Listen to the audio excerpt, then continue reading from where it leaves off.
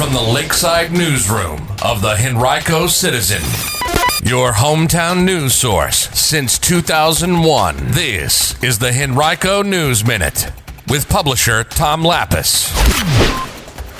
COVID cases in Henrico continue trending downward. The county introduces a new portal for development-related issues, and Virginia on the verge of eliminating the death penalty. We'll have details about those stories in today's Henrico News Minute. It's Thursday, February 4th, 2021, and it's brought to you today by Henrico County.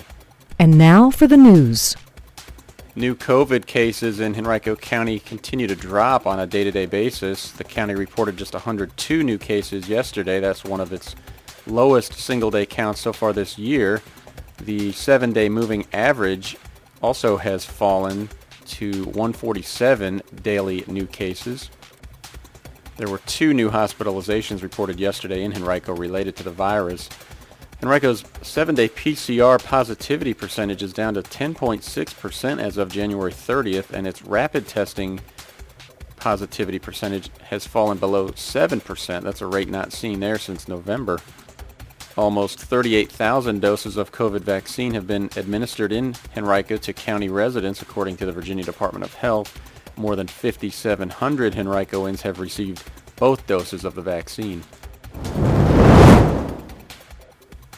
The Virginia State Senate voted yesterday to abolish the death penalty in the state. The House of Delegates now must pass the same bill before it can be sent to Governor Ralph Northam. He's already expressed his support for the idea.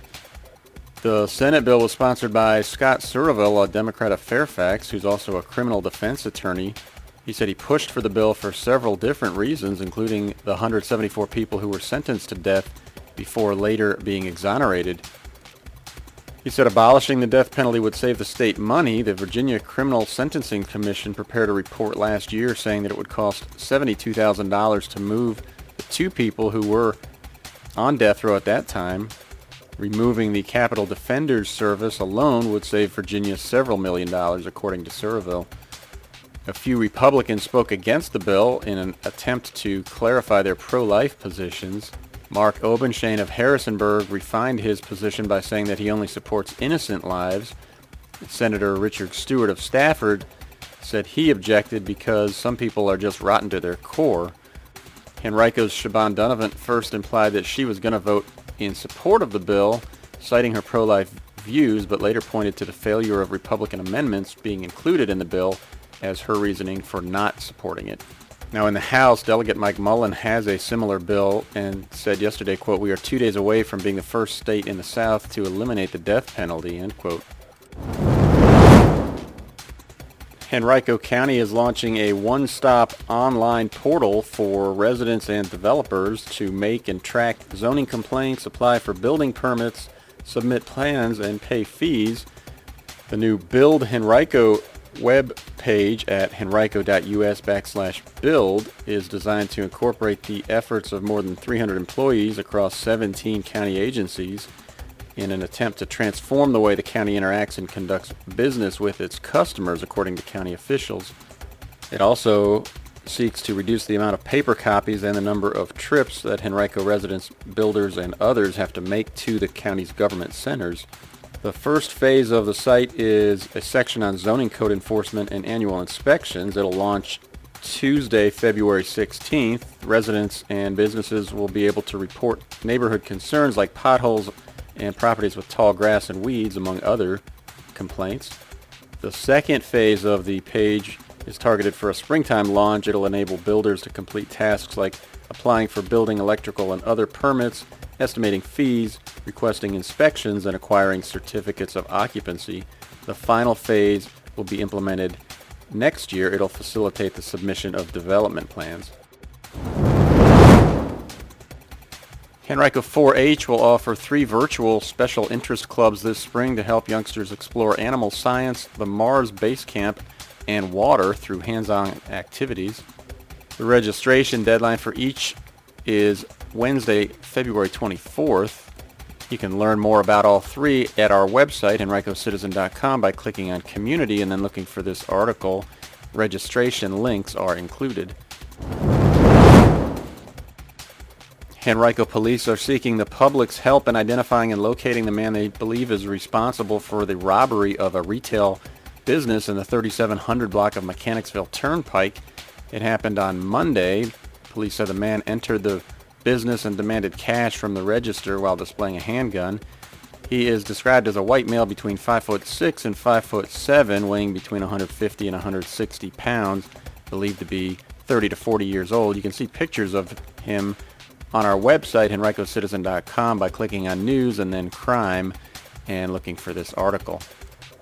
If you know anything, call Henrico Police Detective Askew at 501-5000 or Metro Richmond Crime Stoppers at 780-1000. Virginia Governor Ralph Northam left it up to individual school boards to decide whether students should return to in-person learning this year, but state legislators who are unhappy with that decision are now taking steps to try to force localities to offer in-person learning. The Virginia Senate debated Senate Bill 1303 for hours on Tuesday. It's a bill that would require school districts to offer in-person learning options by this fall. It would take effect with the new budget in July. The bill's chief sponsor is Senator Siobhan Donovan of Henrico. She said, quote, "You are harming Virginia's children. This is the most important thing we need to do this year in the session," end quote. Donovan is the only medical doctor in the Senate. She says that students can return to the classrooms with the proper safety protocols in place, and noted that she believes students and staff can figure out how to succeed with in-person learning. Democratic Senator Chap Peterson of Fairfax also spoke in support of the bill and said he grew angry when he realized that his child in special education would not be receiving accommodations during the pandemic. Three other Democrats, Janet Howell and Scott Survival of Fairfax and Joe Morrissey of Richmond, joined Peterson in crossing party lines and speaking in support of the bill. It eventually passed in the Senate on a 26-13 vote and now must pass the House of Delegates if it is going to advance to Northam, who could sign it into law or veto it. The one Henrico home sold for $1.1 million recently. You can find out which one and view other recent Henrico property transactions in our weekly roundup of transactions. Visit henricocitizen.com and click News and then Property Transactions to view them. Today's Henrico News Minute has been brought to you by Henrico County's Spread the Love Valentine's Day Card Initiative, sponsored by the Henrico County Engage program, which is inviting you to help make homemade Valentine's cards for the 8,000 long-term care residents in Henrico County. Cards are due by Friday, February 5th. For details, visit henrico.us/services/seniors.